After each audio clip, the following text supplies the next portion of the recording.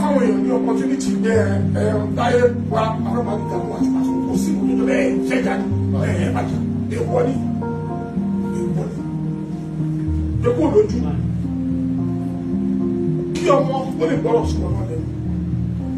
lọ́kùn lẹ́sẹ̀ sọ kí wọ́n ṣe méjèèjì má fẹ́ níwọ̀n ní ẹjọ́ lórí ẹ̀ ní ẹ̀wà kí ẹgbẹ́ báwọn àlàyé ti sọ̀rọ̀ pé sọ̀rọ̀ àlàyé ti sọ̀rọ̀ ṣe ti gbọ́ sí kò sí ọ̀kan mọ́ bàbá tó ní gbogbo lẹ́nu sí ìyá ẹ̀rọ ìyá ó jẹ́ kí kọ́ ẹ̀rọ kò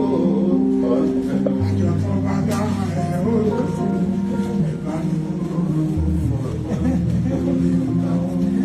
ó ṣe kí kọ́ ẹ̀rọ ìyá ó ṣe àlébísí wọn náà jẹ́ gbogbo àjẹ́ owó lágbára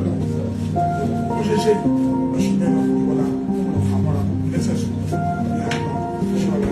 Awikonko fún ìpínlẹ̀kè òtítọ́ àti àwíjàre ẹ tẹ̀lé wa lórí YouTube, Facebook, Instagram, Twitter àti TikTok pẹ̀lú www.awikonko.com.ng.